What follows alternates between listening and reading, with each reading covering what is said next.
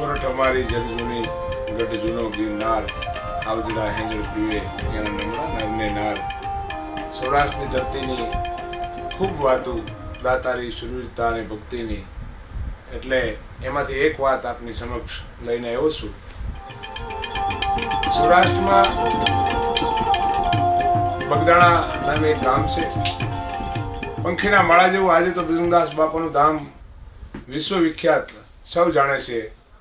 પણ આજથી 100-150 વર્ષ પહેલા બગદાણા ગામને પાદર એમ કહેવાય છે કે રાઘા ભમ્મર નામે એક આયર રહે છે. રાઘવ ભમ્મરને આંગણે ભેંસું, ગાયો અને ખેતી અને જાહો જલાલી એમ કહેવાય છે કે ટેકો લઈ ગઈ છે. એ સમયે એક ચારણ ગઢવી છે એ રાઘવ ભમ્મરની ઘરે આવે છે અને રાઘવ ભમ્મર છે એ હાજર નહીં અને એમના પિતા રામ ભમ્મર નામે એની પાસે કાંઈ યાચના કરે છે.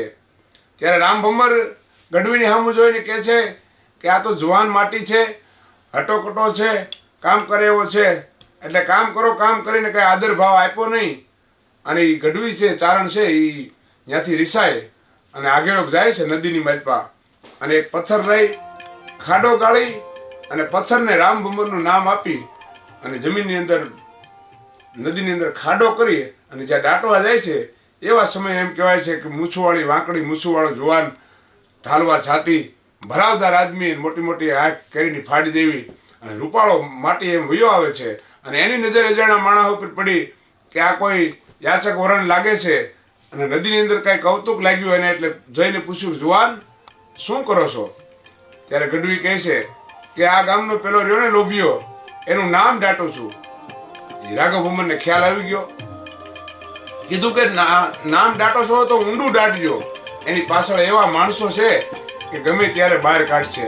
લ્યો હું તમને મદદ કરાવું દેવી પુત્ર એમ કરી અને પોતે પણ મદદ કરાવે છે અને એક પથ્થર લઈ અને એ આ રહ્યો રામ ભમ્મર એમ કરી અને માથે વેકરો વાળી દે છે અને જુવાન કહે છે કે હાલો ગઢવી મારી ડેલીએ. ત્યારે ગઢવીને લઈને પોતે ડેલીએ જાય છે. આ એમ કહેવાય છે કે ફોક ભેહુંનું ખાડું રાઘવ ભમ્મરને આંગણે કુંડિયું થાટ ઝપાટ કરે છે અને પાઘડીયું વાળો એમ કહેવાય છે કે વાકડીયું મૂછવાળા અહીં ડાયરો બેઠો છે. 40-50 મહેમાનો, કાવા કહુંબા અને 2 ડેલીઓ રહી ગઈ છે. એ ઢેલના ઈંડા જેવા વઢિયારા 4-4 બળદની જોડું રહી ગઈ છે. ઘોડિયું એમ કહેવાય છે રોજી માણક્યું આવી ઘોડિયું રાઘવ ભમ્મરની ઘરે અને નાની નાની હવેડીમાં પાડીયું છૂટી દૂધ પીતી હોય આવી જાહો જલાલી દહકો મુરલીધરના 4 હાથ માથે રહી ગયા છે.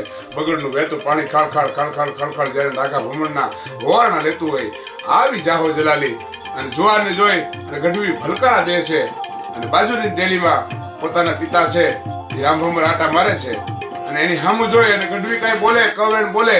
રાઘવ ભમ્મરે ડાયરાને કહી દીધું કે ભાઈ કોઈ કાંઈ બોલવાનું નથી. પણ વાત કરતા વાર લાગે. ગઢવીની ઘરે ગરીબી બહુ છે. રાઘવ ભમ્મરને વાત કરે છે કે મામા તમે તો મને અહીંયા રોકો છો પણ ઘરે દીકરા દાણા પાણી વિનાના છે. એ ગાડા ભરીને એની ઘરે એમ કહેવાય છે કે અનાજ આયરે મોકલી દીધું છે. વાતને થોડાક જ દિવસો જાય છે. ભાવનગર મહારાજ 18 ભાદરનો ધણી અને જે એમ કહેવાય છે ભગવાન દ્વારકાધીશની જાત્રાએ જાય છે એ ભગવાન દ્વારકાધીશને યાદ કરે છે ભાવનગર મહારાજ સાહેબ.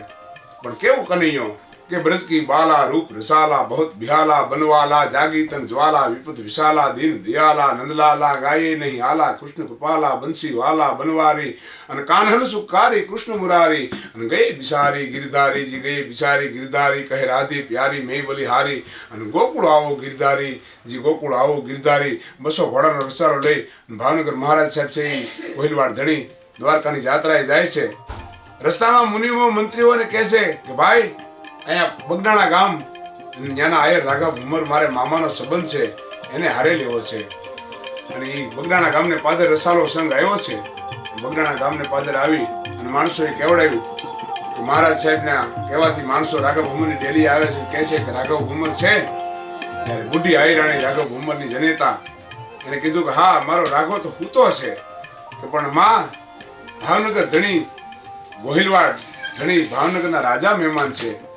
ત્યારે આયરાણીએ કીધું હતું કે રાઘાને કોઈથી કાચી નીંદરે જગાડ્યો નથી. ખબર ભાવનગર મહારાજને પડી. ભાવનગર મહારાજે કીધું કે મામો તો હવે એના ટાઈમે જાગશે પણ આએ કીધું કે બાપ સાહેબ પીને જવાનું છે. ત્યારે માણસોએ કીધું કે માં અમારી હારે તો 200 ઘોડાનું આખો એમ કહેવાય છે કે સંઘ છે. તે આયરાણીએ કીધું હતું કે 200 ઘોડાનો સંઘ હોય તો ઘોડા જોગાણ ખાય, પોરો ખાય અને હમણાં સાહેબ થઈ જાય. જ્યાં રાઘવ હોતે જાગી જાય. એમ કહેવાય છે કે રાઘવ ભમર જાગ્યા, ખબર પડી ભાવનગર મહારાજ મહેમાન છે, બથમાં લઈને મળ્યા. ભાવનગર મહારાજને રાઘવ ભમર કહે છે કે મામા ભાણેજ મને જગાડ્યો નહીં. ત્યારે ભાવનગરના રાજા એમ કહે છે કે તમે સૂતા હતા, નિંદરમાં હતા. અરે ભાઈ મારે ગરદણી માણાને નિંદર શું કહે? નિંદર તો રાજાને રંકને હવને હરખી હોય. ટૂંકામાં વાત કરું તો હવ જમે છે, સાહેબ પીવે છે અને રાઘવ ભમરને દ્વારકાની જાત્રાએ હારે લે છે અને ગઢવી પણ હારે જોડાય છે. અને જ્યારે દ્વારકાની જાત્રાએ આખો સંઘ નીકળી જાય છે મિત્રો, અને ધીરે ધીરે ધીરે ધીરે કરતા પંથ કાપી અને ભગવાન દ્વારકાધીશની ધજા દેખાણી, ગોમતીના દર્શન થયા, દ્વારકાની અંદર પહોંચ્યા. અને મહારાજ સાહેબ ભાવનગરના રાજા છે એ વાતની શરત મૂકે છે કે આજ જે ગોમતીમાં પહેલો ધુપકો ખાય ને એને દ્વારકાની ચોખા ઘીની 3 દિવસની ચોરાહી દેવાની છે.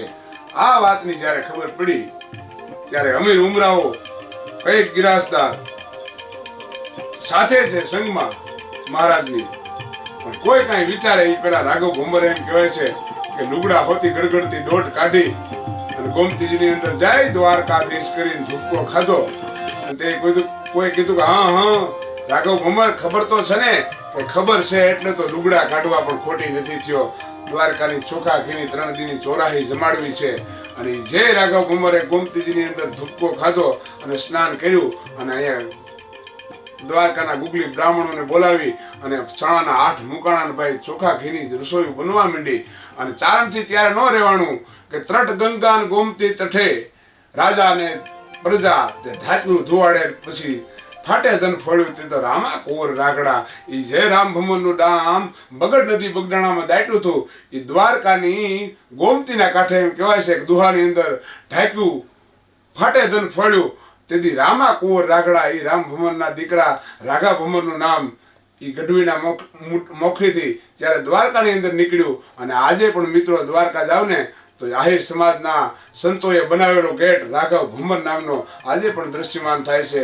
એટલે સૌરાષ્ટ્રની ધરતીની નો હોતો નભે નહીં પૃથ્વી પાવર રા, એમાં કોઈ કામની આ એમ હોનો ભાખે હમરિયા, નો હોય તો નભે નહીં પૃથ્વી પાવર રા. રહેશે ધર્મ તો રહેશે ધરા, નહીતર ખપ જાહે ખુરતાજ, ધર્મ નો ભરોહો હવે રાખને તું રાણ. એટલે ધન છે ભારત, ધન છે હોરઠ અને ધન્ય ધન્ય હોરઠિયાણી નાર. ધન્ય છે ભારત, ધન્ય છે સોરઠ, ધન હોરઠિયાણી નાર.